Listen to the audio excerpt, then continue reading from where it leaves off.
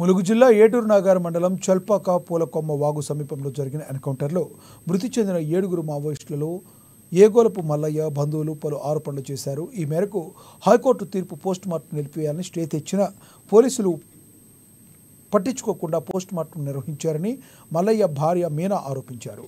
ఎన్కౌంటర్లో మృతులపై విషప్రయోగం చేసి హతమార్చారనే అనుమానంతో తమ సమక్షంలోనే పోస్టుమార్టం నిర్వహించాలని కోరారు. పోలీసులు మృతదేహాలను చూడడానికి కూడా అనుమతించకుండా పోస్టుమార్టం పూర్తి చేసి తమకు అప్పగించారని మీరా ఆవేదన వ్యక్తం చేశారు. అన్యాయం ఎక్కడ జరుగుతుందో అక్కడే నక్సలిజం పుడుతుంది. ఇది ఎవరైనా మనం ఆలోచించాల్సిందే. ప్రజలు కానీ, ప్రభుత్వాలు కానీ, పోలీస్ డిపార్ట్మెంట్ కానీ. ఇప్పుడు మొన్న కూడా పోలీస్ డిపార్ట్మెంట్లో చూశారు కదా, వాళ్ళ సమస్య ఎట్లున్నది. ఒకప్పుడు నక్సలిజం భూస్వామ్య విధానాన్ని వ్యతిరేకిస్తూ మనం ఈ పోరాటాలు చేసారు. ఇప్పుడు కూడా అదే నడుస్తుంది అనేది ఇప్పుడు పోలీసుల ఉద్యోగాలు చూసినప్పుడు అది అర్థమైంది మనకు.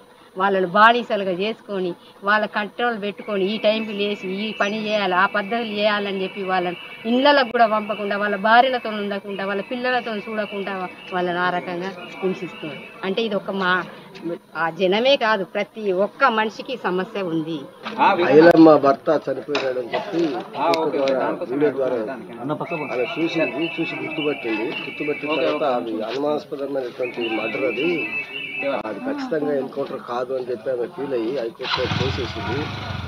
పోలీసులు తప్పు చేసినారు, వాళ్ళ మీద మర్డర్ కేసు పెట్టాల్సిందే అని చెప్పి తను వచ్చినప్పటికీ శవపంచనం కాలేదు, నన్ను ఫోటో తీసుకునేలేదు. నా కోర్టులో ఆర్డర్ వచ్చిన తర్వాత కూడా శవపంచనం